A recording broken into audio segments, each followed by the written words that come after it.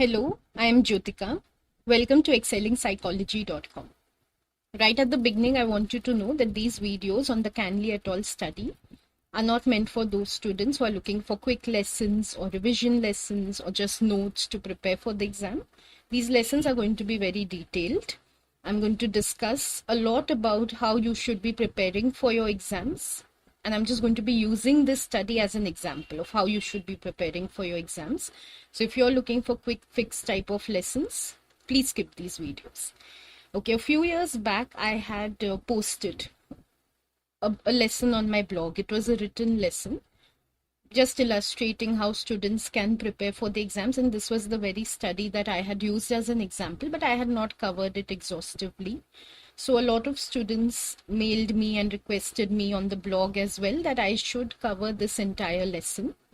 So today I'm going to be doing that. But again, like I told you, I will just be using this lesson as an illustration for how you should prepare. My intention is actually not to teach you the Canley et al. Study. It is to teach you how you should be preparing any of the studies that are there in your syllabus. Before I begin with this explanation, though, I want to answer a few frequently asked questions. What I'm assuming is that most of the students watching this video are just beginning with, they're somewhere at the beginning of their preparation for the AS levels, because this is the very first study in the syllabus. So from such students, I've been receiving quite a few questions. Just want to answer those before I begin with the explanation of the study. So if you just want to watch the explanation directly, please skip a few minutes into the video, because first I want to answer some general questions that students ask me.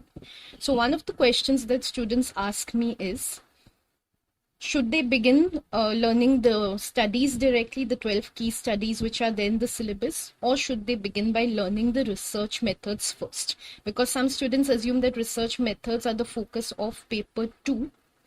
So they should begin with the studies which are asked more about in paper 1, and then they should prepare for the research methods. Now that's a very bad approach, so please don't go for that.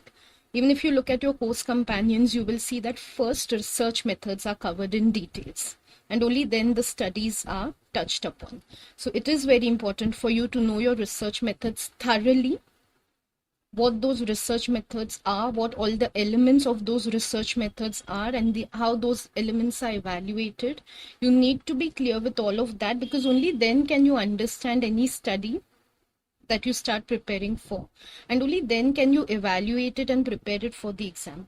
Right at the beginning, you should know that your paper focuses on description, evaluation, and application of all the studies. So if you want to score well, you have to be able to show all of these skills. You should show an understanding of the study, you should be able to evaluate all the elements of the study, and you should be able to apply the findings of the study.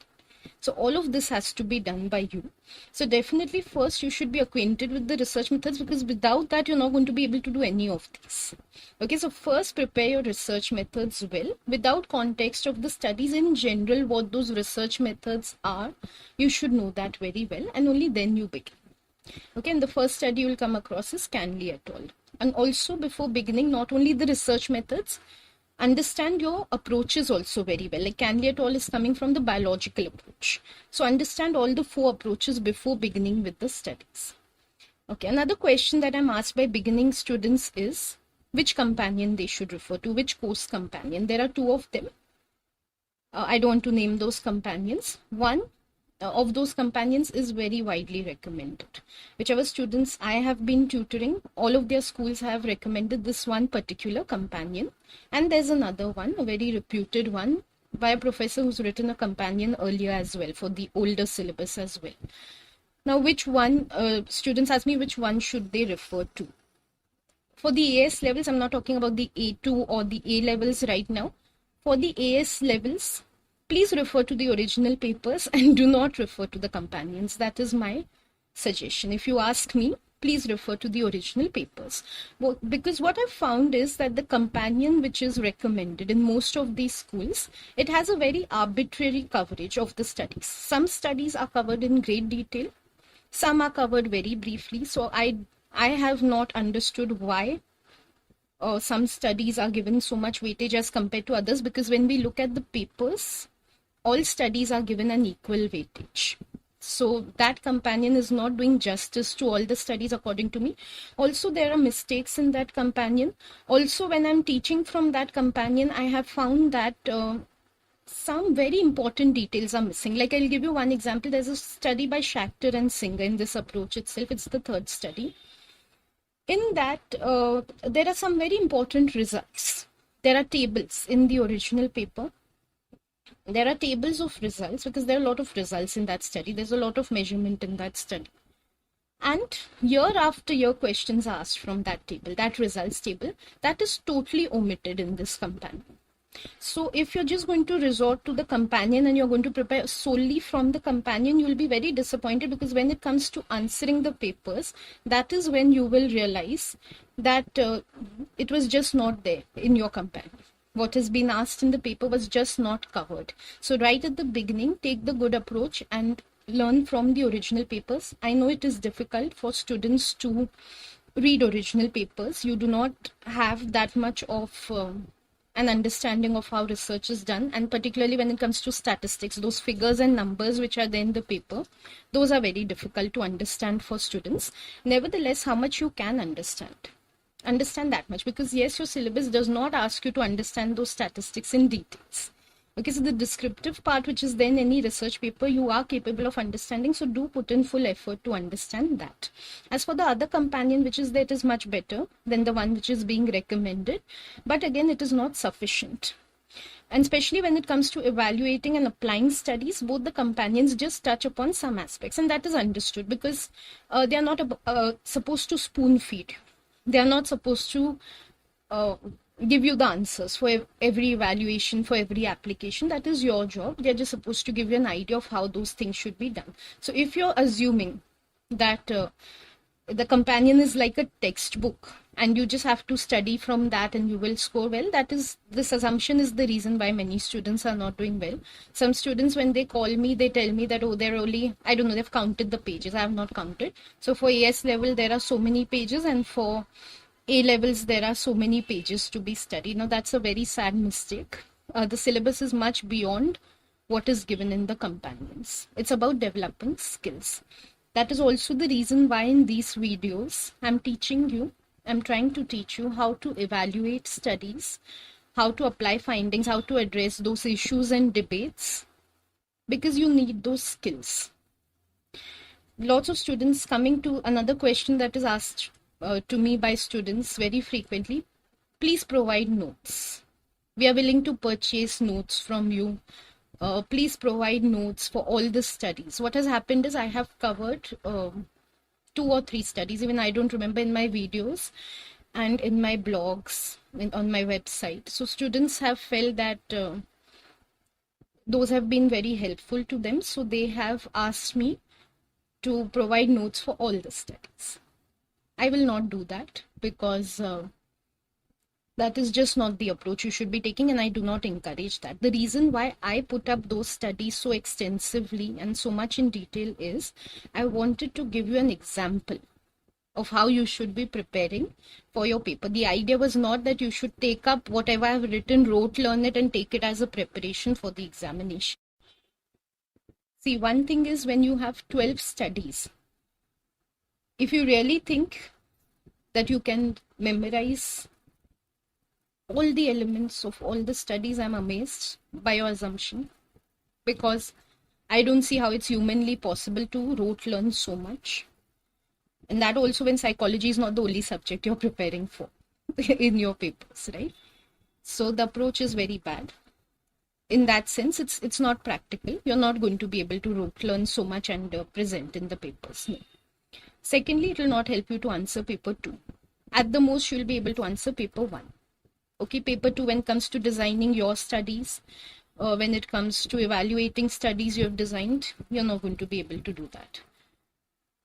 And most importantly,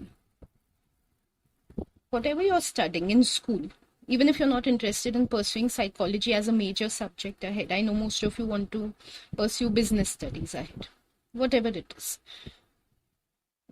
Whatever you're learning in school is helping you develop a set of skills that is useful across subjects, across any work that you do in life. So I know passing exams is important, scoring good grades, because IB students always come and tell me they want to score A grade in their papers. So getting good grades is important, no doubt. But that cannot be the sole aim of your life. Firstly, like I told you, by memorizing notes, you're not going to get good grades. Secondly, even if you manage to pass the exams, you're not going to be developing any skills that will help you further in your academic life. Your academic life does not end with the A levels. So it's not going to help you further in your academic life, definitely not in your work. Okay, so please do not take that approach of someone should prepare notes and give me and I should just sit and memorize them. No, that's not going to help you. It is worth taking the effort of learning how to prepare those notes by yourself, in the sense that even if you don't write those notes down, to be able to evaluate and look at the studies in the way that is done for preparing those notes. Having those skills is much more important for you than to have those notes with you. Okay, so develop those skills, spend the time needed to develop those skills. After all, you're a student, you're here for learning. And trust me, once you put in that effort at the beginning of learning how to do things, rest of the course becomes very easy. But when you feel you're making things easy by taking notes and memorizing, actually you're making things very difficult for us. Okay, so that is what I'm trying to do with these videos. I'm going to use this study. We will end up looking at this study extensively and exhaustively, no doubt. But please do not get the impression that I am trying to give you everything ready-made. No, I am trying to use this study to show you how you should be preparing for your examination. Okay, so at that note, I would like to begin with this study. And as we begin, like I told you, these videos are going to be lengthy. Please keep that in mind, because it's not going to be only about the study. I'm going to be discussing a lot about how you should prepare. Okay, so that's why watch these videos only if you have the patience for that. Okay, this is the first study in the course. For any of the 12 studies which you have, you need to divide that study which you have into 3 major sections. An introduction section, a method section, and a results and conclusion section. Why? Because this is how research is done in psychology. When a psychologist pursues research, this is how he plans his study and this is how he executes it, by having in his mind a layout of introduction, method, and results and conclusion. Psychology is a science. This is the scientific way of going about collecting knowledge, which is known as research. So research is done systematically. Since it is done systematically, we should also be studying it systematically to make full sense out of it. Right now, I will not go into the details of what is research, why psychologists do research, or the general details of any research. That I told you should be ready with before starting with this lesson. Okay, so coming now to the Canley et al. Study, like I told you, every study needs to be divided into 3 major sections. Today, in this video, I'm going to be covering the first section, which is introduction for the Canley et al. Study. And in general, I will explain to you how you need to prepare the introduction for any study. So this video is going to be about that. Method I will cover in the next video. Method is the most important section. It requires a lot of evaluation and it's going to be much lengthier than this also. There are a lot of elements in the method.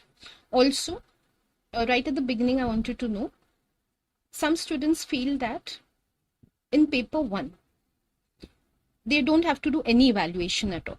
They just have to describe. Okay, so they feel if they've just learned the studies from the companion or from whichever notes they have, they'll be able to successfully clear paper 1. If this is what you feel, please look carefully in the syllabus where it has been described what paper 1 covers, what the scope of paper 1 is, and look at the past papers of paper 1. There's a lot of evaluation even in paper 1.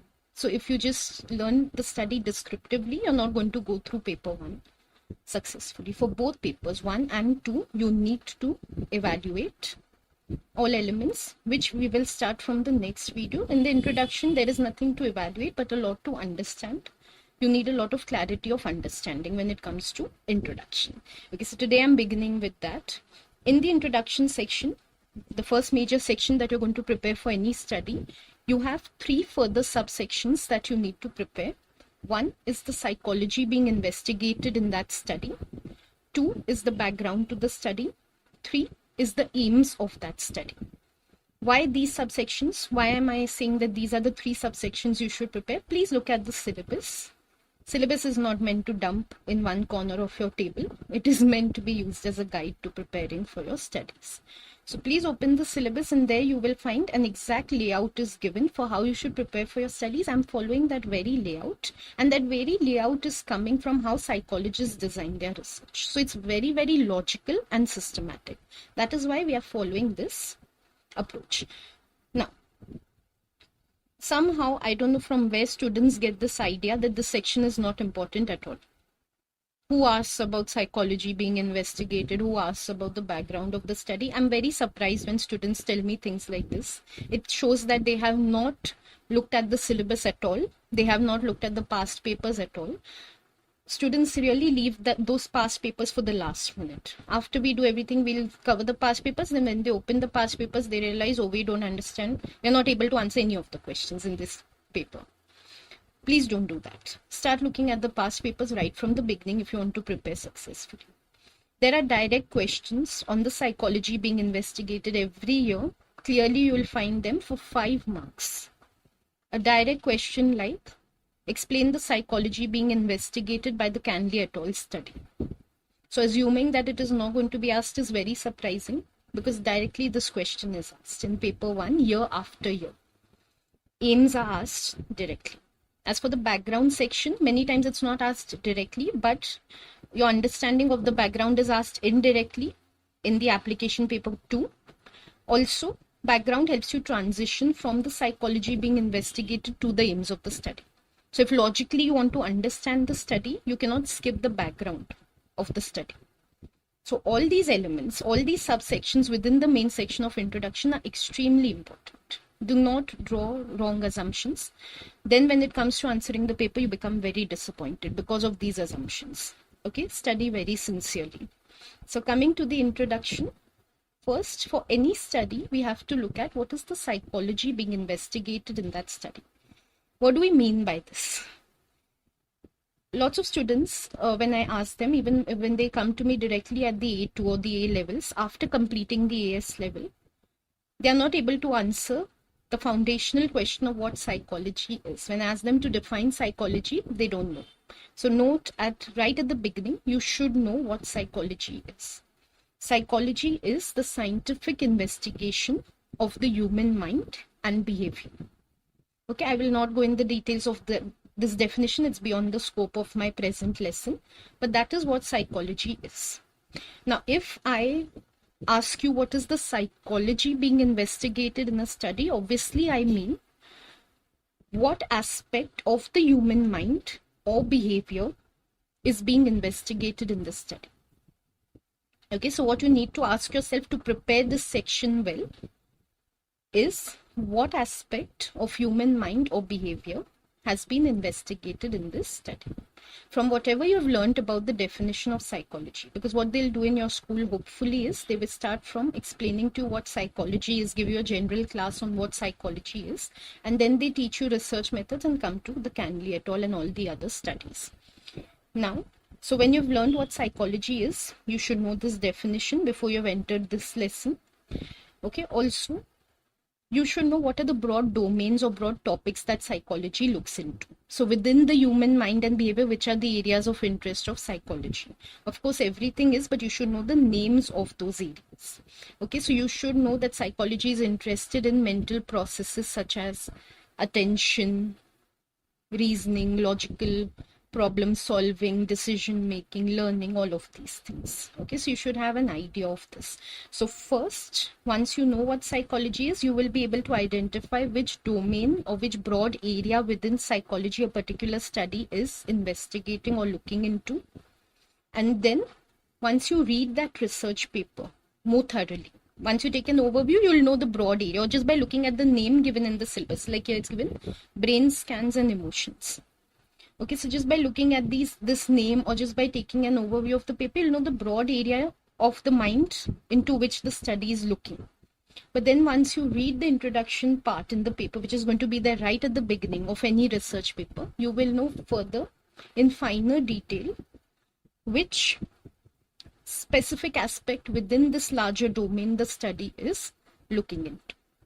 Okay, and that is how you should go about preparing for this section. So imagine you're making your notes. In fact, it's good if along with my video you start making your notes.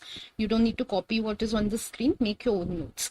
So once you do that, you can give a heading psychology being investigated. Under that, start by first identifying what is the large area or large topic in psychology that the study is looking into, and then start reading the paper and identifying within that topic what specifically the study is interested in. So here you can see broadly the study is looking into memory, or you must have identified that Candy et al. Study is looking into emotional memory.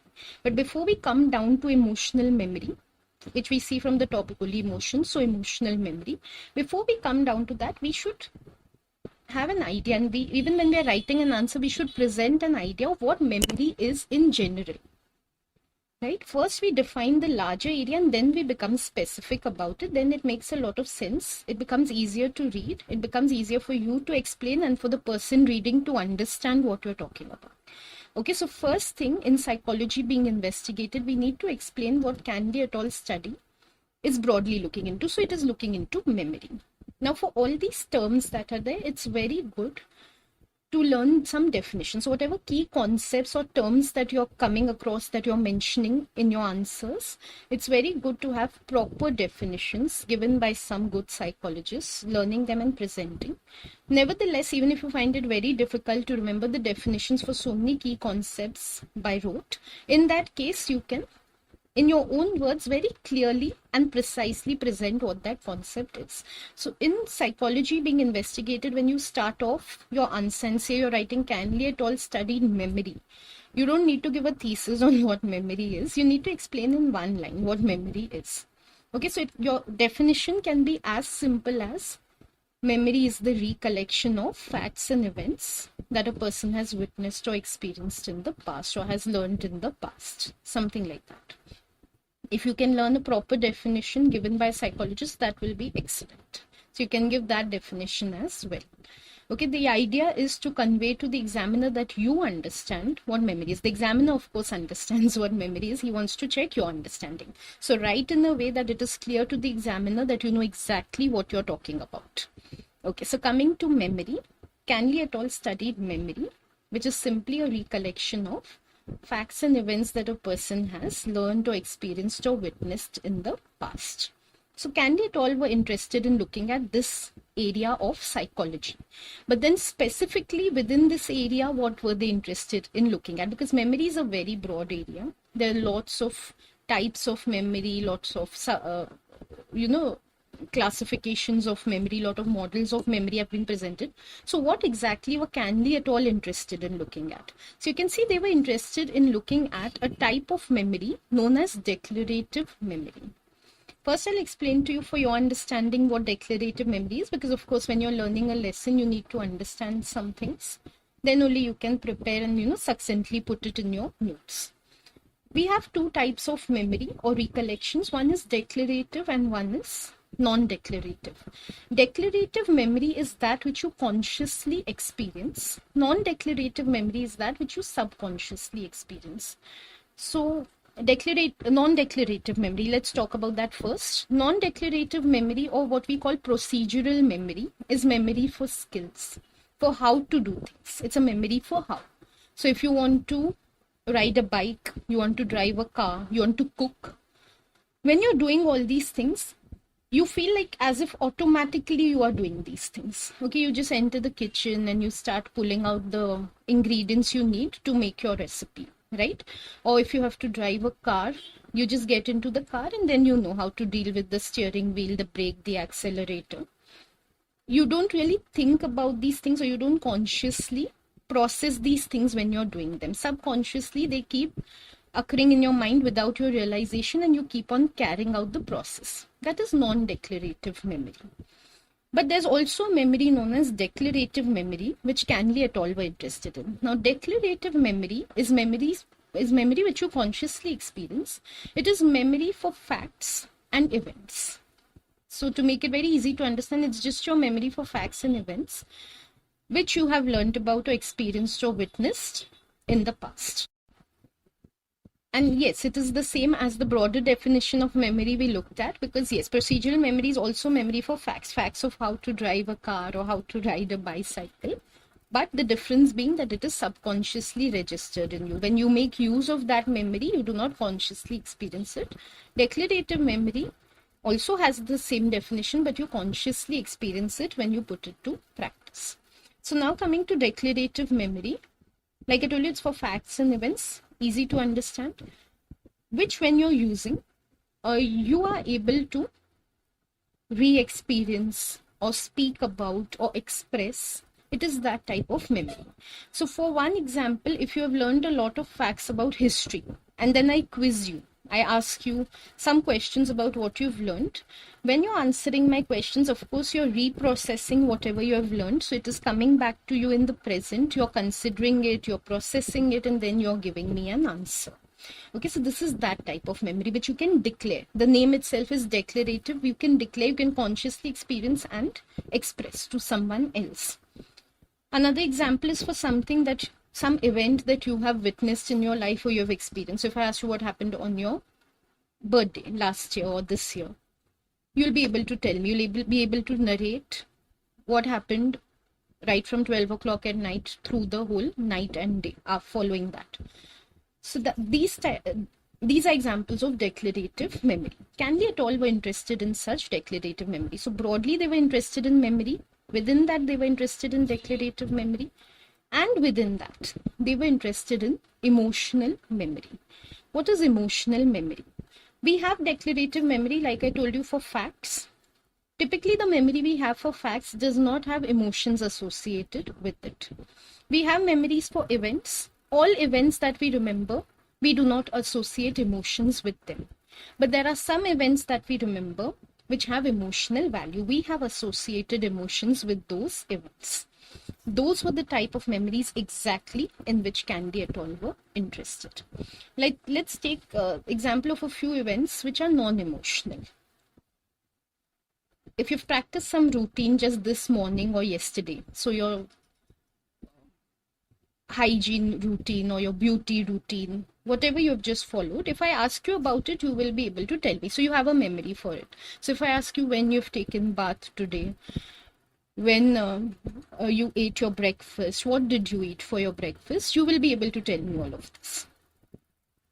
But you will not experience any emotions as you narrate these incidents to me. Okay, so there's no emotional value that you have associated with these events. You've not experienced much emotions when you have done all these things. So when you were carrying out this routine, you were not emotional about it. And when you remember it also, it does not trigger any emotions in you. But there are certain memories which we have, which at that time, when the event occurred, at that time also, they triggered our emotions. And at present, when we remember them also, they trigger our emotions. Those are known as emotional memories. So supposing while carrying out your routine, say you went at the breakfast table and at that time, some family member spoke to you very harshly.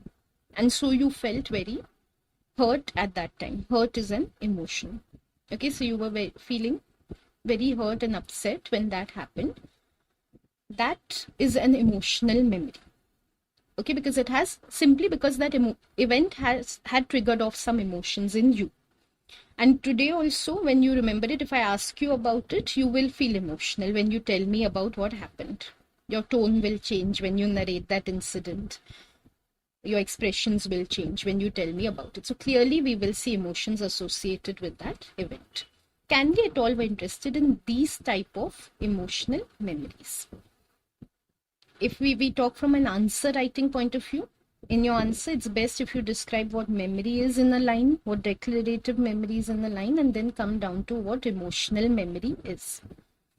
Now, what is found is, why Candy et al. Were interested in these emotional memories? Because they found from past research, when researchers are looking at any topic of their interest. It's not like they're the first ones who are looking into it. Of course, many researchers are interested in the same topic.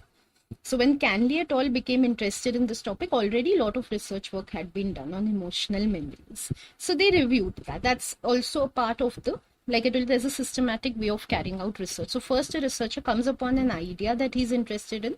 So somehow Canley et al. Were interested in emotional memories. The next thing the researcher does is he looks at past research which has already been conducted in that area. So when they looked at past research, what they found was that in the area of emotional memories, it was found that emotional memories are recalled better than ordinary memories. Means they were comparing it with memories for ordinary events, which are also part of declarative memory. So within declarative memory, these divisions that we have, emotional and non-emotional memories, they found that compared to non-emotional memories, emotional ones are recalled better. Now, what do we mean by they are recalled better? They found that such memories are recalled for a longer time. So they are just remembered for a longer time, and they are remembered in much more detail, much more clearly, in depth compared to non-emotional memories. That's what we mean by they are recalled better. So Canley et al. Were very interested in looking into what is the mechanism behind remembering these memories better. How we can explain the better remembrance of these memories. They were very interested in that area. Okay, and that is what their study is about. So looking into past research, they found emotional memories are remembered better. Again, looking into that same past research, they found that the role of amygdala, a part of the brain, has been identified in these memories. So already past research had shown that amygdala plays a role in these memories. First, we'll have to digress for a moment, leave all what we've learned aside for a minute and understand what the amygdala is. Again, I won't go much into detail about the human brain. I assume you already know about it. So your preliminaries are ready before you've come to this study. So what the amygdala is, yes, I will touch upon that. You know, our brain is divided into many parts. Any part of the brain is identified by its function, what it does. Different parts of the brain do different types of works for our human body. Okay. One such part of the brain is the amygdala. It is identified as being an emotional regulator in the brain. Okay, I have an image here of the amygdala. Here you can see the amygdala is colored in red. Okay, where is the amygdala? You can see it is in the bottom layer of the brain. The top layer, as you would know, is the cortex. Below that, you have the older brain which we share with other primates. That lower brain, the inner part of the brain, inner layer of the brain, consists of a system known as the limbic system, which is the emotional system of the brain.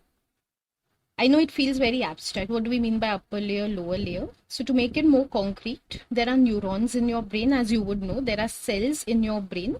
So cells of the brain or the nervous system, they are specialized cells. Every system of the body has a specialized set of cells. The brain also has a specialized set of cells. The cells of the brain are called neurons. So whenever I'm saying cortex, cortex is a collection of neurons. Whenever I'm referring to any part of the brain, it's a collection of neurons. So the limbic system is also a collection of neurons.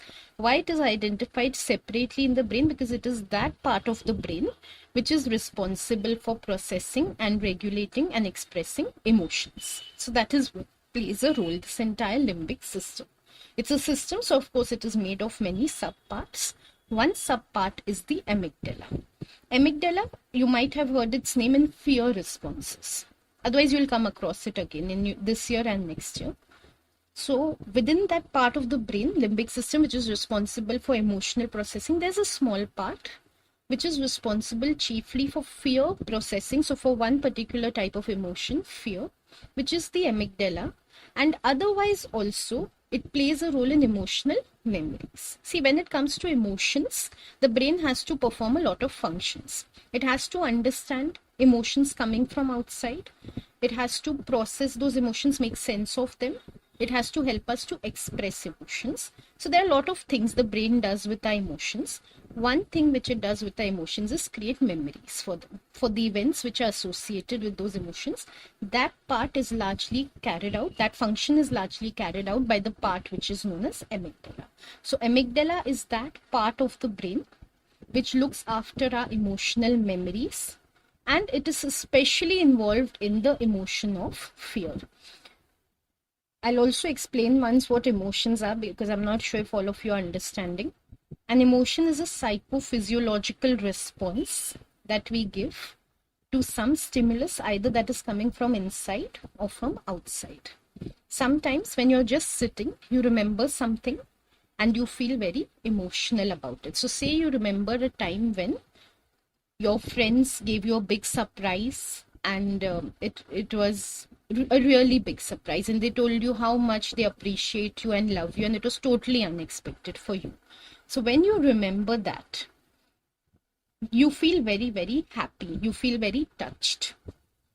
What do I mean by you experience the emotion of happiness at that time? You will notice there are a lot of changes in your body at that time. Your body becomes more energetic.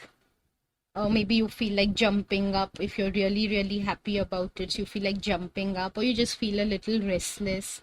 Okay, so you come into some action. You become energetic. From your mind, you have very pleasant thoughts. Okay, you feel like, wow, I'm so lucky. Everybody loves me. I'm so fortunate to have such friends. So such nice thoughts come to you. And your feelings, or those states that come and go, what are they at that time? Nice, pleasant states. You feel like the world is a nice place. You feel very nice and pleasant at that time. So this entire experience which you have, your thoughts, your feelings, your bodily changes together is what constitutes an emotion. So this entire experience which you have is known as an emotional experience. Okay, so sometimes when you remember something, you undergo emotions. Sometimes when something comes from your environment, from the outside, that time you experience emotions. So say someone comes and speaks very rudely with you. You feel anger at that time. What do you mean by you feel or experience the emotion of anger at that time? Your thoughts become angry. You feel like, how dare he come and speak to me this way? What does he think of himself? What a rude person. These are the type of thoughts that come to you. You feel very unpleasant at that time. You feel very disturbed at that time. You're not able to focus on what you're doing anymore. Your body becomes tense. Your body, you might feel like going and hitting someone. So again, it comes into energy. You're not resting anymore. This entire change that takes place in you at that time is the emotion of anger. So these are emotions. When I'm talking about emotional memories, and when I'm saying some emotions are attached with certain events, or when you remember some things, there are some emotions. I mean this, the psychophysiological change that takes place in you, that is the emotion that we are referring to. So these are such memories which, when they were formed, at that time also they triggered off your psychophysiological responses, and when you recollect them also they trigger off your psychophysiological responses. Okay, so that is what Candy et al. Were interested in. We also just saw what the amygdala is. It is that part which is responsible for these psychophysiological experiences that we have upon remembering something. What do we mean? Now, again, this becomes very abstract. What do we mean by the amygdala is responsible for? What is found is that the amygdala is activated when we are forming such memories and when we are recollecting such memories. The amygdala is active. Now, again, what do I mean by amygdala is active? Whenever we say a part of the brain is active, we mean that its neurons are doing their work. The neurons are into activity. That's why we are saying it's active. And what is the activity of the neurons? I hope you know that. The activity of the neurons is producing chemicals known as neurotransmitters, exchanging those chemicals. So producing neurotransmitters, exchanging neurotransmitters, receiving neurotransmitters, sending those neurotransmitters further to their place, and finally bringing some body part into motion or triggering some thoughts or emotions. That is what we mean by neurons and activity. So when I'm saying the amygdala is active, I mean the neurons which constitute the amygdala are secreting their neurotransmitters, receiving neurotransmitters, exchanging them, all of that. So when we have these emotional memories, when we are forming them and we are recollecting them, the neurons in the amygdala are doing a lot of activity at that time. They're doing a lot of chemical exchange at that time. This Canley et al. Found was already established in past research. So this is not what they found out from their study. In the introduction, we don't see what is found out in the present study. We see from where the study is originating. So in the past studies, this was already established. Then what Canley et al. Found was that in the case of non-emotional memories for ordinary events, not emotional ones, amygdala is not active. Okay. First of all, one thing you need to know very clearly, your brain is active at all times. Okay, all areas of your brain are active at all times. Otherwise, the person whose brain is not active will be declared dead. Okay, so brain is active at all times means all the time chemical exchanges are taking place in the brain, even in those areas which are not being put to use at the time. So all the time I'm not having emotional memories. All the time I'm not experiencing fear. Despite that, the amygdala is active to the extent that it keeps carrying out its minimum chemical exchanges which it needs to survive. It keeps doing its cleaning work and all of that. So that way, amygdala is always active. It's not like it's active only when I'm having an emotional memory, but when I'm having an emotional memory, it is highly active. So that is what we mean by activation of amygdala, not that it was at rest and all the chemical exchanges had fully stopped, and now when I'm having an emotional memory, the chemical exchanges have become. Not that. Chemical exchanges are always happening. It's just that when I'm having the emotional memory, more than usual, chemical exchange is now taking place in the cells of the amygdala. So that is what we mean. So what Canley et al. Found from these past researches was that in the case of emotional memory, this happens. The chemical exchange in the amygdala becomes fast and, more than usual, more than the usual number of cells are involved in all this chemical exchange. But when it comes to non-emotional, those ordinary type of memories, like I told you, for your routine or for some facts which you learned in school, at that time the amygdala is not so active. Okay, then it is in its normal state. The normal usual activity which keeps going on in the amygdala, that is going on. It does not become particularly active like it becomes in the case of emotional memories. Again, this was something which was already established in past research. So to quickly recap what Canley et al. Found from past research: one, that emotional memories are remembered better than non-emotional ones, and second, this is somehow linked to the activation of the amygdala. Now when I'm teaching this to students, a lot of students feel that the amygdala being active is the reason for why emotional memories are remembered better. Okay, and it is implied somewhere. If you see in this introduction and in the paper, it is implied that the amygdala is a reason. But in psychology, you have to be very clear about one thing. There's a difference between a reason and a correlate. Any brain activity is a correlate for any behavior that we show. It's a correlate. It's not a reason. It's very difficult to establish that brain activity is a reason or an explanation for something. It does not answer the question why. The reason is that when it comes to, if I ask you why a person is remembering a particular incident better, okay, so why does he remember that someone insulted him in great details and he remembers it for so long, but he does not remember what he ate for breakfast yesterday? If you tell me it is because the amygdala is more active, it does not make much sense. The reason is that because he felt emotional when the incident happened. That is the reason for why he remembers that incident better. It's just that when he remembers that incident, the amygdala is active. So simultaneously the amygdala is active, but we can't really establish that it is because the amygdala is active that the person has remembered better. The reason will always be that he was emotional. That is why he remembers that incident better.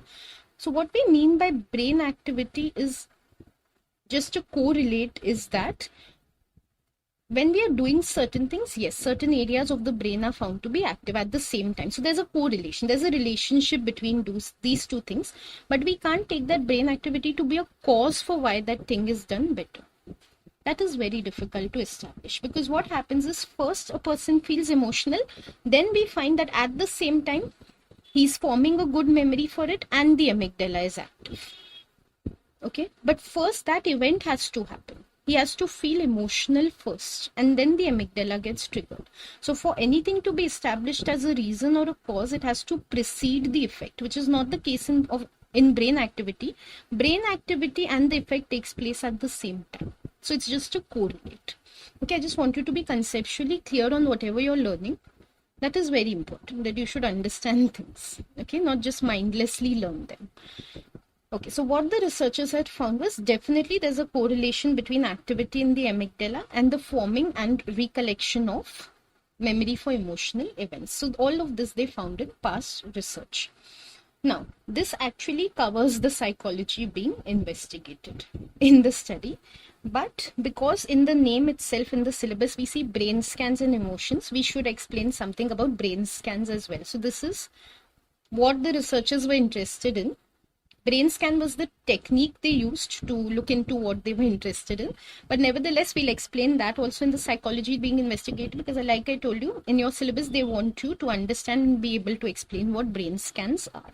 So next we'll look into that. So for a moment, we keep aside what we've learned till now and we'll understand what brain scans are.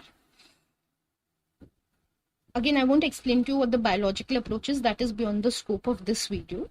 But in the biological approach, we know we want to look at some functioning of the brain or the body and connect that with some psychology, like we saw here with memory or emotional memories.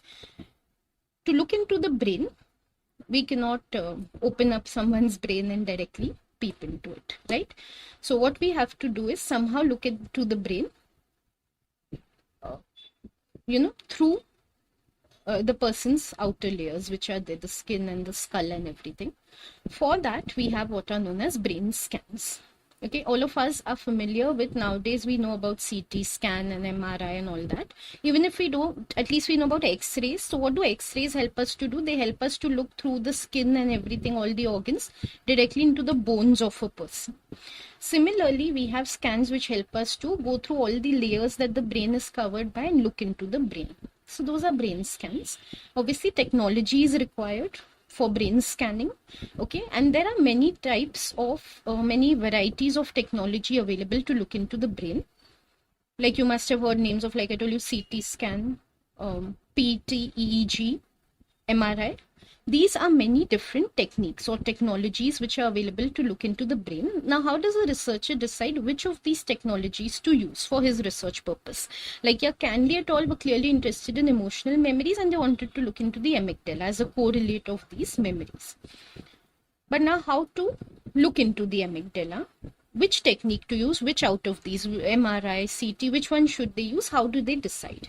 For this, we need to know that there are two types of brain scanning technologies. Broadly, there are two categories of brain scanning technology.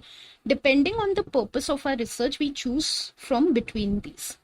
So one type of technology that we have available is known as structural brain scanning technology. The other is functional brain scanning technology.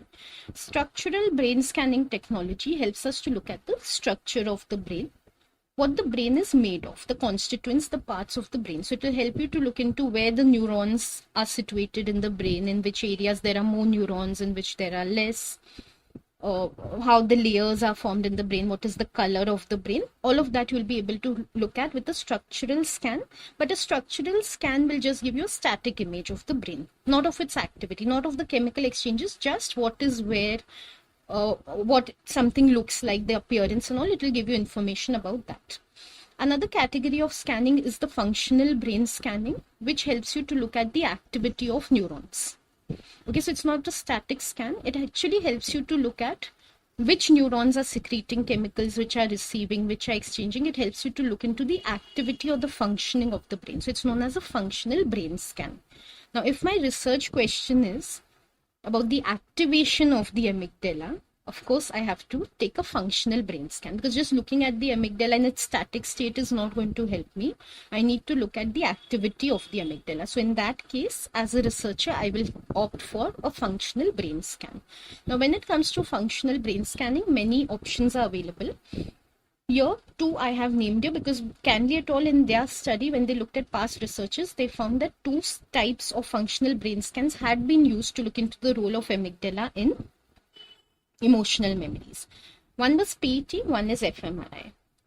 PET I will not discuss in detail, it's beyond the scope of this lesson, but it is very similar to the fMRI. The output that we get is very similar, the technique is different for getting that output, but it is comparable in terms of the results that we get. For our study, we're interested in fMRI. So in the psychology being investigated, if that's the question for 5 marks, we need to talk about the fMRI. fMRI is a brain scanning technology, F standing for functional, to indicate that it's a functional type of brain scan. MRI standing for magnetic resonance imaging. Our body, if you remember from biology, it is made up of a lot of atoms, and it's made of atoms, of course. Atoms are the finest particles. Besides that, then there are a lot of elements in the body. So, there are a lot of types of molecules in the body, lot of elements in the body. Now, some of these elements that are present in our body have magnetic properties. Okay, what this brain scan does, fMRI, it makes use of the magnetic properties of these elements to be able to detect which area of the brain is active, which area of the brain is passive. For all that detection, it makes use of the magnetic properties of these elements. When it comes to structural MRI, there's also technology simply known as MRI. The F is omitted from it. MRI, it makes use of the magnetic properties of hydrogen to locate different areas of the brain. When it comes to fMRI, it makes use of the magnetic properties of hemoglobin to decide which areas of the brain are active and which are not. So that is what we're interested in right now. You must be remembering from biology that all the cells in our body carry out metabolic processes. Whenever some cells of our body are active, they require oxygen, basically. Okay, and if a part of the body is more active than others, it needs more oxygen than other parts of the body. So same is the case with brain. If some part of the brain is more active than others, it needs more oxygen at that time. So it's going to be using more oxygen at that time. So if I'm saying the amygdala is active more than usual, means at that time it's using more oxygen than usual. That is what is technically happening in the amygdala. It's using more oxygen so that more of its cells can secrete their chemicals. Hemoglobin, you must be remembering, it carries oxygen with it to where it is required. In the blood, we have hemoglobin, which carries oxygen. So brain receives oxygen from blood, which crosses the blood-brain barrier. So hemoglobin reaches those areas of the brain which require oxygen when they're active. Now that hemoglobin, when it is oxidized, it has a different type of magnetic property, and when it is not oxidized, it has a different type of magnetic property. I won't go into the details of its magnetic properties, but simply saying what you need to understand, when hemoglobin is highly concentrated in some area, when it's applying a lot of oxygen to some area of the brain, its magnetic properties change, and these magnetic properties are detected by that fMRI scanner. So that is how the fMRI scanner can detect which area of the brain is more active when a person is doing something. The fMRI technology as such, you must have seen for CT scans or fMRI scan, people undergo a tunnel type of a device. That is in which they are scanned in that device. So that machine. So that is the scanner, which is like a tunnel. In that tunnel is a very powerful magnetic field. We'll see this ahead in the method. When we discuss which materials have been used in this study, we'll discuss about the magnet, which is there in the scanner. Okay, so there is a magnet in that scanner when the person is undergoing the tunnel. When he's inside the tunnel, there's a scanner.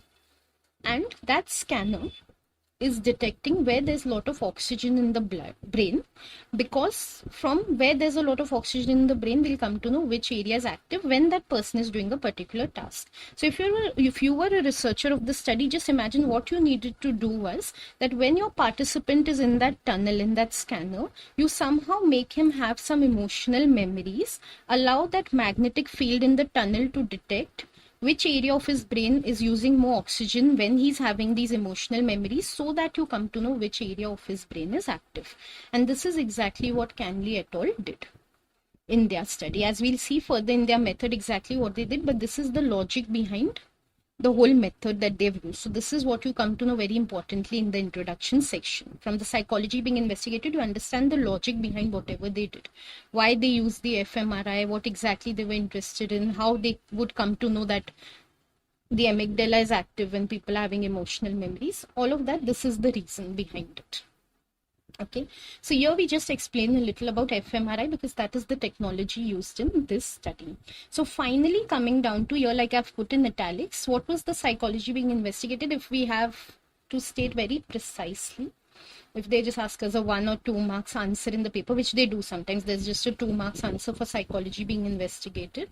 So there you can just say that the psychology investigated in the Canley et al. Study was the use of fMRI to estimate the role of amygdala in the formation and retrieval of emotional memories. Okay, that is what we have deduced from all of this discussion. So I'll just revise what we've just seen in the psychology being investigated. Broadly, Canley et al. Were interested in the phenomenon of memory. Within that, they were interested in a category of memory known as declarative memory, and even within that, they were interested in emotional memories. What they found from past research was that amygdala plays a role in emotional memories. It's a correlate of emotional memories. So somehow this correlation helps in the enhancement of emotional memories. This is what they wanted to investigate further. Also, from past studies, they knew that some of these past studies were their own, by the way. So they themselves were authors of some of these past studies. So from these past studies, they knew that they will have to make use of brain scanning to be able to identify the role of the amygdala in emotional memories. Okay, and brain scanning technology, exactly, they would have to use functional brain scanning technology, either the fMRI or the PET, which is meant for these purposes, to look directly into the brain. EEG is something else, and we'll see it in a later study. Okay, so they knew they'll have to use one of these two techniques. So finally, what we understand, the psychology they were investigating was how the amygdala plays a role in emotional memories, which they were going to identify with the help of fMRI technology. Now, lots of students ask me at this point, how do they decide? Should they do a PET or an fMRI? And when they know that the PET is about injecting a substance, they assume that just because of that injection part, most psychologists will opt for fMRI rather than PET, because PET seems to be more intrusive. That's not true. Both the methods are safe. In PET, if they're injecting people, they know that there's a harm associated with it, and they know the harm is minimal. Okay, so how psychologists decide practically is whichever technology is accessible to them, they opt for that. So if they feel the fMRI is more accessible, they will use the fMRI. If they have practically they are having access to it, means it is available to them. If PET is available to them, they will use PET. Generally, that is how they take the decision. Okay, because both are serving the same purpose. So here, Canley et al. Had access to the fMRI, so they were using that for their research. In past researches also, they had used the fMRI technology. Okay, so this is the psychology being investigated. And just to remind you, I want you to remember that when you're looking at what psychology is investigated in a study, this is how you go about to identify the broad domain of that study. Within that, become more specific as to what was being investigated. Also, most of your studies in your syllabus, they are not exploratory in nature. Okay, so the psychologist is typically not interested in just one variable. So not interested just in knowing further about emotional memories, what they are, not interested in describing emotional memories. Typically, they're interested in some phenomenon in some variable with respect to another. Like here, the psychologists were interested in emotional memories with respect to the activation of amygdala. So in the context of something or in the background of something, so that part which is in the background also, that relationship which they're exploring, you need to explain the other part of the relationship as well in the psychology being investigated. So you can't just leave it at they were interested in emotional memories. You describe what is memory, what are emotions, what are emotional memories. You can't leave it at that. You also have to explain the other part, because they were interested in emotional memories in the context of activation of the amygdala. So you also need to explain what the amygdala is, how the amygdala is looked into. So what is brain scanning? That also you have to explain in the psychology being investigated. And also be very precise when you're preparing your notes for this section. Okay, don't go into unnecessary details of any of these aspects. Include only those details which are relevant to the study in front of you. So we cover one subsection here of the introduction, which is psychology being investigated, a very important section, both for exams also, like I told you, there is going to be a question on it, and also in understanding the study fully, in understanding the logic behind the study. Now coming to the background of the study, what do we talk about in the background of a study? What question do we need to ask ourselves to identify what is the background to a study? Firstly, understand that when a researcher conducts any study, he has to have a solid reason for conducting that study. It's not like he has his whims and fancies. Like as a student, you feel attracted to many topics and you feel like, I just want to go and study this. I just want to research upon this topic.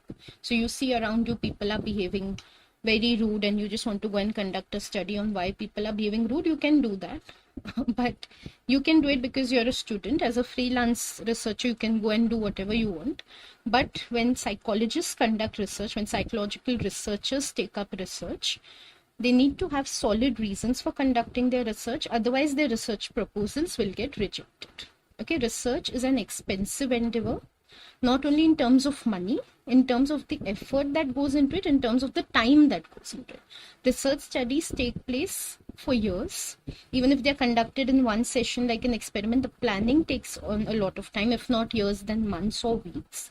And the analysis of what is found on that one day through that one experiment takes another weeks or months. Okay, so that's a huge time investment that goes into research. And there is a lot of effort, of course, that goes into it. So a researcher with his whole team works on a research study. So there has to be a solid reason for conducting that research. Okay, so if, like I told you, which is the case that in all areas, a lot of research has already been done. Okay.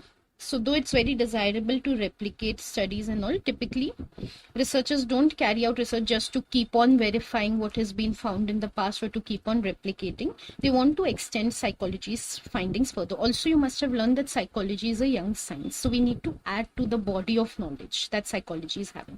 So researchers keep on looking at new aspects that they need to uncover so that we can have more knowledge in psychology. When we are looking at the background of a study, we need to ask why the researchers conducted this present study, or to tell you more specifically, you need to ask, when research was already done in this area, what was missing in that research that the researchers had to conduct their study.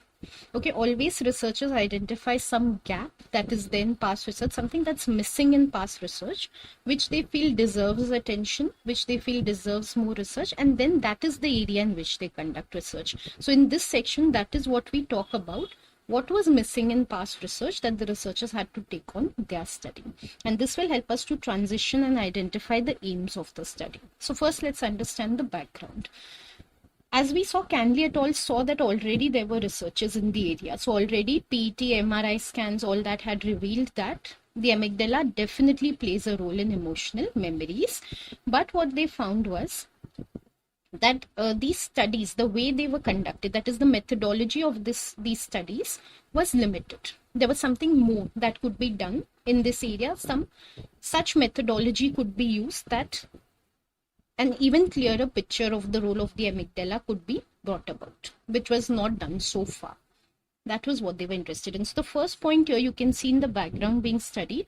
What the researchers found was that certain evidences were there. Like there was one evidence they have discussed. It's okay to omit this also, but they had, since it's them, I'm just explaining that in those people suffering from brain damage. Okay, so those who had amygdala damage, imagine someone undergoes an accident and somehow the amygdala is injured. Bilateral damage means the amygdala of both hemispheres is damaged. okay, in that accident. Now, when that accident takes place, it was found that after people undergo such accidents, they have difficulties in forming emotional memories. Simply saying, once the amygdala is damaged, people are not able to form and recollect emotional memories. Okay, so clear evidence that the amygdala is playing a role in emotional memories. From that point, researchers went forward. Then they started studying the brains of people who were not so injured. Okay, so who were not having emotional problems because of amygdala damage, who are normal, whose amygdala was normal, not damaged. What happens is, in psychology, whenever you get some findings from patients of a particular disorder, you cannot automatically generalize it to healthy people. You have to do a separate set of studies with healthy people to find out what is the case with them. So that was needed even in this area. So first, researchers had found some findings with patients of amygdala damage, from where they got the idea that amygdala is playing a role in emotional memories. After that, they came down to looking at healthy patients. Okay, sorry, not healthy patients, healthy persons. Okay, they started looking at healthy people, and they wanted to see if even in the case of healthy people, this relationship stands true, that the amygdala is playing a role in emotional memories, and they did that. Like we noted earlier, Canley et al. Found that even in the case of normal healthy people, researchers found through fMRI and MRI scans that yes, amygdala is strongly activated when people are forming emotional memories and when they are retrieving their emotional memories. But what was the problem with these studies, which were done with healthy persons? One problem was, the common problem, in fact, across all these studies, was that these all studies made use of a between subjects design, what we call the independent groups design. So what was done in these studies typically, participants, supposing there are 100 participants in one of these studies, we're just hypothesizing. Supposing there were 100 participants, we're speaking hypothetically. So supposing there were 100 participants in a study, all of them were shown emotional images, so that emotion evoking images, so that they would form emotional memory. So imagine you're a participant, someone shows you a photograph in which one person is harassing another person, okay, so bullying another person, some image which is depicting this. So your emotion will get triggered. Maybe you feel upset or angry about what you're seeing in the photograph. So such photographs were shown to people. So imagine there were 100 participants in such studies. All 100 were shown such photographs which would evoke some emotions in them, and they were also shown some neutral photographs. So imagine you're just shown photographs of some objects, or some people just talking to each other, having a normal conversation. Such photographs will not trigger off your emotions. So non-emotional photographs. Okay, so in these studies, people were shown emotional photographs for the purpose of forming emotional memories, and non-emotional photographs for the purpose of forming non-emotional memories. Then what was done? So all 100 participants were shown such photos. Then simply correlations were established. So simply it was analyzed how many people are having good memory for emotional photos, how many are having poor memory for emotional photos, how many people are having good memory for neutral photos, how many people are having poor memory for neutral photos. So such things were analyzed. This was how data was analyzed in those studies. This is a between subjects comparison, because what was found ultimately was that people who had higher emotional responses to those emotion provoking images, they formed better memories for those images. Simply saying, people whose amygdala became very active when they were looking at those emotional photographs, they had better memory for those photographs. People whose amygdala did not become so active when they were looking at the photographs, their memories were not so strongly formed for those photographs. You can understand, right? You know that the brain in different people, brain is structured similarly in all human beings, but there are differences, individual differences. So for some people, the amygdala is going to be more responsive. For some people, it's going to be less responsive. Every person's amygdala is not going to work in exactly the same way. Okay, so simply what these studies found was that people whose amygdala is more reactive when they are seeing the photos were having better memories for those photos. This was what was established. Really good findings from past research, but they were limited. Why? Because as the researchers note that when such independent groups or between subject designs are used, there are three possible interpretations or three possible explanations for why these findings are coming about. Okay, and these studies did not clarify which of these three findings is true. The first interpretation that we can make of such results is that the amygdala is reflecting a tonic personality trait. That is, from the findings of such research, we can just say that, okay, the amygdala is naturally more active in some people. Some people's amygdala is simply more responsive, so they have better emotional memories. Some people's amygdala is less responsive, so they have poor emotional memories. This is one way we can interpret the findings. Okay, another way we could interpret the findings is that at the time when these studies were conducted, some people were feeling more emotional already when these studies were conducted. So already when they came into the laboratory and they were seeing the photographs, somehow they were in an emotional state. So already they were angry, upset, or happy. Somehow they were emotional, not neutral. So those were the people who formed better emotional memories and they remembered better. And those who were not in an emotional state, who were non-emotional or neutral, they did not form such memories. This is another way in which we could interpret the findings. And finally, we could interpret it as that the amygdala is a reflection of dynamic individual experience. This is very important to be understood. The aims are based on this understanding. Okay. So what the researchers said, one more possibility or one more interpretation which these studies should have looked into but failed to look into was that the amygdala shows different levels of activation to stimuli which have different levels of emotional intensity. What we're trying to say here is it is possible that our amygdala does not get active to only one extent. It has different extents of activation. So supposing you undergo some experience which is highly emotional, okay? So say you have got your dream job. So you're extremely happy, you're elated, you're really excited. That's not ordinary happiness, right? So what we are saying is in these cases, amygdala will be very active. Okay, it will lot of chemical exchanging, lot of activity in that amygdala, a lot of cells will be active in the amygdala when you're having such an emotional experience which is so intense. But say you're having some ordinary moment of happiness, you're eating a cookie which you like, something like that, ordinary happiness. So your amygdala, yes, it will be more active than normal, but not to that extent when you're elated. So this is one possibility. Okay, it could have been the case in past studies which was not identified. Okay, because they simply just compared between people. They didn't look at to what extent the amygdala was activated. They just saw whether the amygdala was activated or not. For emotional images, was it more active than it was for neutral images? That was all they looked at. They did not look at whether for different intensities of emotional images, the amygdala was activated differently. Okay, so if I show you a photograph which is very disturbing, your amygdala, I would expect, would be highly activated in that case. If I show you which is mildly disturbing, it would be mildly activated. If negligibly disturbing, then very slightly more active than normal. These intensities are what we are talking about. Of course, if this is how our amygdala works, as researchers, we should look into it. Because as psychologists, we should know exactly how the amygdala functions, right? We can't just leave it at, okay, it becomes active in emotional memories and not look into it any further. If we want to have accurate knowledge in psychology of how our brain works, we need to look into these properties if they exist in the amygdala. So the researchers felt this is something we need to look into. This is something that was found in animal studies. So again, this is not something that we're coming across the first time with this research. These researchers had already looked at animal studies. With animals, it was found that if you show them stimuli, be it images or anything else of different emotional intensities, their amygdala is activated to different extents or different levels of activity take place in the amygdala. So this was already established.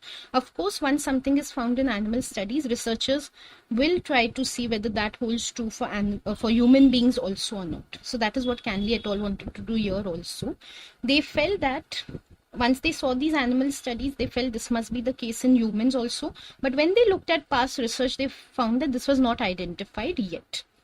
Only a broad role of the amygdala was identified. The exact working of the amygdala was not yet identified. So they felt this is the gap that they can contribute to filling. So they felt that their research will help to close this gap in research, and that is why they conducted their present study. So this is the background of the study. This helps us to understand the logic behind the aims of the study. Okay, so in the background section, we just asked why this study was conducted, what was lacking in past research that this study had to be conducted. So I'll just revise for Canley et al. What was lacking was that the exact working of the amygdala was not identified, whether it responds in a phasic manner. Phasing meaning with different levels of intensities to different differently intense stimuli, that was not identified yet. Only a broad role of the amygdala had been identified in emotional memories and past research. So this is what they wanted to address. From here we come to the aims of the study. Speaking from an exam point of view, when it comes to the background, yes, in so many words as of now, they have not asked the background to a study, though they can. But they haven't, and most course companions also do not go into their details. But this is very useful to you when you're going to design your own research. Understanding these things is going to be very useful, because then only you will be able to write a logical research design of your own when you know actually how research is conducted. And like I told you, indirectly you can be asked anything from this section. Okay, like what do we mean that the amygdala is giving a phasic response so that it is dynamic?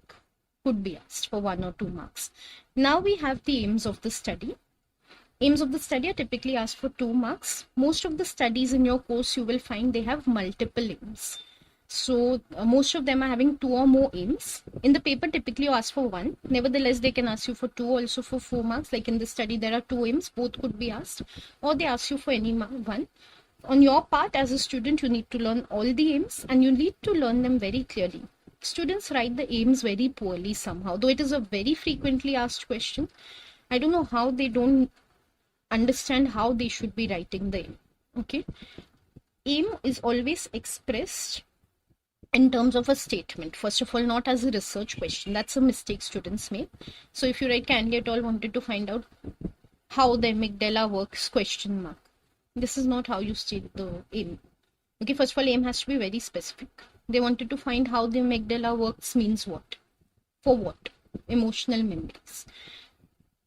Is that all they wanted to find? No, they wanted to find whether it works in a phasic manner. Okay, so all these you have to be very precise, very exact as to what they were trying to find out. You can't just give a broad aim, this is what they wanted to find out, because then the rest of the study does not make sense. Okay, it could go anywhere. There's no direction for the rest of the study. You know, always imagine if you were a researcher and you were writing an aim so that you could conduct a study on it. What if you just wrote something broad like role of the amygdala? Would you know after that what to do in your study? Only if the aim was specific, you would know what to do in the rest of your study. So always write it in that way, even as a student. Also, use proper language to investigate whether, to establish that, to demonstrate that. Express it behaviorally, what the researchers wanted to do. That should be seen in the aims of the study. Okay. Research question is a separate thing which they don't focus on in your syllabus. So you can ignore, don't present aims like research questions. Now coming to the aims of the study, what you need to ask yourself to identify the aims of a study, you need to ask yourself what the researchers were trying to demonstrate or trying to investigate or trying to establish by conducting their study. And then you need to present it as precisely as possible so that you can get the 2 marks. Okay, here you can see in the Canley et al. Study, researchers wanted to establish 2 things. One, they wanted to establish that the amygdala is sensitive to varying degrees of individually experienced emotional intensity. Means, for simplicity of understanding, they wanted to show amygdala is sensitive, means it shows different levels of activity depending on the degree of emotionality in the stimulus that is being experienced by a person. Okay, so that is what they wanted to show. This is a very technical and proper way of writing the aim. Okay, so amygdala is sensitive means it adjusts itself, its cells adjust their activity according to varying degrees of different levels of individually experienced emotional intensity, according to how emotional the person is feeling. How the extent to which he's feeling emotional at a given time. So the amygdala cells adjust their activity according to how emotional the person is feeling at a time. This is one thing the researchers wanted to establish. Like we saw, it's coming logically from the background, because in past studies this was not shown. It was just shown that the amygdala is active for emotional memories. If the emotional intensity changes, what happens to the activation of amygdala? Does that activity in the amygdala change? That was not explored. So this is what the researchers wanted to investigate with their present study. Besides that, we know it's about emotional memories. We saw right in the psychology being investigated. It's not just about experience of emotion that Canley et al. Were interested in. They were interested in emotional memory. So of course that's going to be one of the aims of their study. So they wanted to investigate whether the degree of emotional intensity affects the role of amygdala in enhancing memory for emotional stimuli. Simply put, they wanted to show not only that the amygdala is going to respond with different levels of activity to different intensities of emotional stimuli, they also wanted to show that once the amygdala responds differently, so once the first aim is met, once it responds differently to different levels of emotional intensity, memories will also be formed accordingly. So for very emotionally intense stimuli, for which a person experiences a lot of emotion, for such stimuli, there will be a better memory. For stimuli in which the person experiences a moderate amount of emotion, there will be lesser memory. For stimuli in which the person experiences mild amount of emotions, there will be even lesser memory. What I mean by lesser memory is less recall for those type of stimuli. So they wanted to show the amygdala is phasic, or that it responds differently not only when the person is experiencing an emotion, but also when he's recollecting or when he's having a memory for those emotional experiences. At that time also the amygdala is going to act in a phasic manner. So memories will also be developed according to the intensity of emotion felt. This is what they wanted to show with their study. So aim section, I hope it is clear to you. The question you need to ask is, what did the researchers wanted to establish, or why they wanted to conduct their study? But answer it not with a question, answer it with a proper, clear statement, including very specifically all that the researchers want to establish. Don't omit anything in what they wanted to establish. Okay, a lot of students find my approach a little different compared to what they normally see. It's up to you how you want to prepare for your papers. One thing I know for sure is that students who understand the syllabus well, who understand the content well, they are the ones who score well in the paper. Okay, understanding is very important. Understanding in the sense, understanding concepts, logic behind studies, why studies were done, having the skills to identify different elements of studies and evaluate them is very important, because these students who have these skills and this understanding, they're the ones who do well. Those who just learn or learn from notes or from companions, not only do they miss out on a lot of things, they're not able to retain everything, obviously, because the syllabus is vast. Okay, when we say it's just, I don't know, 100 pages or what, I don't know. It sounds like just 100 pages, but when you sit to learn, learn, which is a bad approach, but when you sit to do that, you know on one page how much time it takes and how boring it is to do that. So you don't even feel like doing it. Okay, so I know for sure that students who take that approach face a lot of problems, but those who understand, they do much better, not only for their exams, but for their whole life. They develop a lot of skills. So please, I will insist, I'll reiterate that put the effort it takes at the beginning to make things easier for yourself and more useful for yourself in future. I will see you soon with the next video, in which I'll discuss the method, which like I told you is the most important section. I will be looking at the method, not only from a descriptive point of view. Like I told you, in the method you need to start your evaluation. As soon as the method comes, you have to evaluate every element that is then the method. Read your syllabus carefully. It's made very clear there that you need to evaluate every aspect of the method of a study. So that is something I'll be teaching you in the next video. Till then, learn carefully, revise carefully whatever we have done in this video, and using the understanding from this video on how to prepare your introduction session, start preparing your introduction session for the rest of the studies which follow this one. Until then, goodbye.